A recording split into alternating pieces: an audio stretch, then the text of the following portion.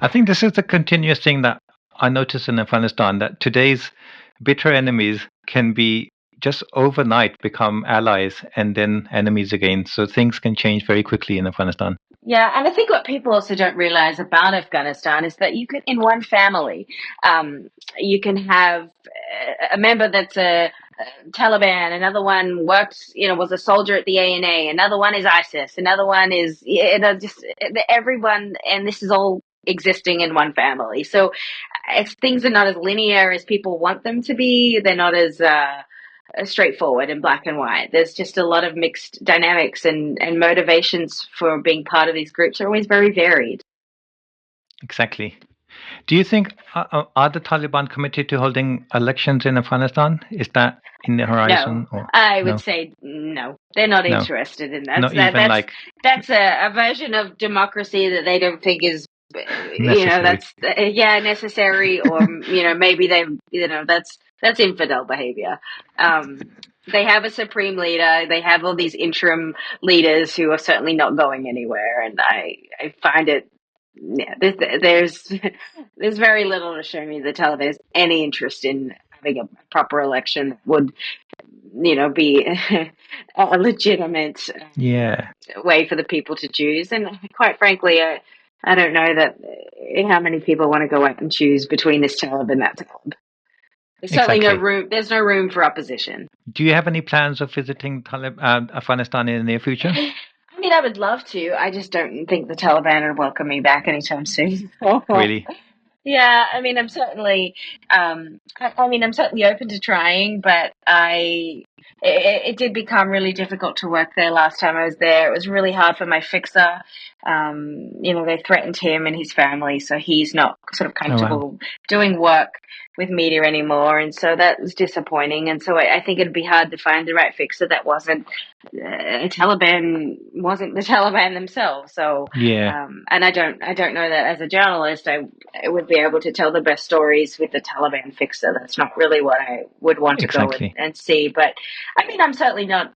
I'd certainly love to go back if I could. I'm just not sure that logistically. I think most journalists I know have been kicked out for one reason or another, and I don't think they're particularly open to people coming back. It's This is so interesting and so fascinating. There's so many other things I wanted to talk to you about Afghanistan, but also I realized I think after Afghanistan you had the opportunity to spend some time in Ukraine as well. What other um, conflict zones are kind of you're studying at the moment? Are you involved in what's going on in Palestine and Iran and all of that Middle East? Yeah, I mean, I that's what that'll happen. I mean, that literally happened sort of a week after I had my baby. So, Oh, unfortunately, I couldn't get on the ground to that one, and I would like to in the future. I've worked in the region previously, but I mean, again, it's very hard because you can't get access to Gaza. So again, you're sort of in a yeah, situation where I feel like you can't be that you can't get that full picture, and I think that's really disappointing, and it's hard, for my colleagues that are covering that to not be able to get that access and to give the story justice, because I think um, so many things get so many narratives are twisted, so many things get but there's just so many different inaccuracies, and I think that just comes down yeah. to the inability to really be on the ground and do what journalists should be doing. But I certainly I hope to get there, and I'm also very interested in places that we don't see on the news a lot, that aren't getting sort of the headline coverage the way that maybe Middle East and Ukraine are right now. But I mean, what's happening in Darfur, it was sort of a return of the Yeah. genocide there is heartbreaking.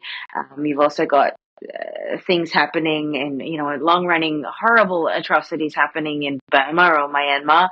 That's Yes. awful. Yeah, I mean, everything with drug cartels in Latin America, that's right in the US sort of backyard, which I think is terribly fascinating and disturbing, and again, innocent people that are caught in the crossfire. So I think there is incredible stories to look at no matter where you are. And having said that, it doesn't always have to be a war zone either. I think you can For me, it's always Yes. very much about the human story, the human rights, the innocent people that are suffering, and I think those stories exist everywhere. Have you been to Pakistan recently, or any plans? Not recently. I was there in 2018, and again, I tried to go back there when I was in Afghanistan, and they didn't want me. Ah, That's the tough bit of being a war reporter is you tend to piss a lot of people off sometimes. The yeah. truth hurts, and Let I me would know love to when go you're next back. And planning. I might be able to help. yeah, I have some great Pakistani friends of mine in California, and I've enjoyed my time reporting there. Um, but yeah, maybe some individuals didn't like me so much, but I would love to go back. So I will let you know. I will seek your Yeah. help. Also, the government's changed now as well, I think, since then. Kashmir would be another area I would love your in. I did visit Kashmir when I was there. Well, But I would love to go back. And again, I think it's important to try to look at it from both sides too, yes, and get as many perspectives as possible. And it's hard because there's so much information coming out of there. We don't know what's true, what's false, what is happening, what's not. And so I do think that is another important part of the world as well that needs it's more true. attention.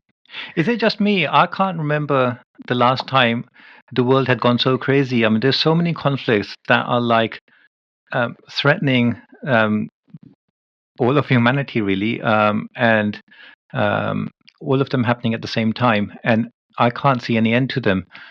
Is this? Have you experienced anything like this before, or is this a new kind of a era we're going into? I mean, I think every generation probably has similar things to say about Yeah, maybe what's happening. I guess following Vietnam, there was a quiet period for a little while where it didn't seem so much. But at the same time, I'm hesitant to say that because at the same time, there was still, mass starvation. There was very much the beginnings of genocide. So I think if you look back in every decade, there's been, if not one, but two major wars. I think very true. you look back to the 1980s, you had the Iran-Iraq War, you had Pol Pot in Cambodia, you had atrocities happening, in North Korea, in so many other parts of the world. So I think there's always been chaos It's and true. there's I always just been think that conflict.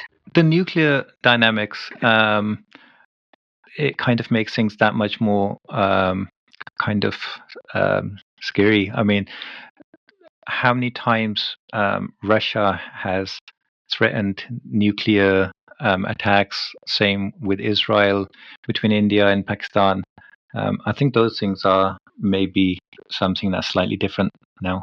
It is. I mean, it is terrifying. And I think we see, whether it's Iran or Saudi Arabia or there's many Yes. other countries that I'm sure have grandiose plans to build Yeah. their own weapons. The countries that have them, grandiose plans to upgrade and expand, their existing capabilities. And so it certainly adds a frightening dimension to warfare. Exactly. Holly, I'm so grateful for your time, especially I know you're kind of um, doing your motherly duties, looking after your child. She's behaved so well. So thank her. Um, I'd love to invite you over again one day if you're able to. Um, before I let you go, do you want to share any, if anyone wants to get in touch with you or any of your work or your website or anything like that? Yeah, my website is my name. It's holliemckay.com. It's HOLLIEMCKAY.com.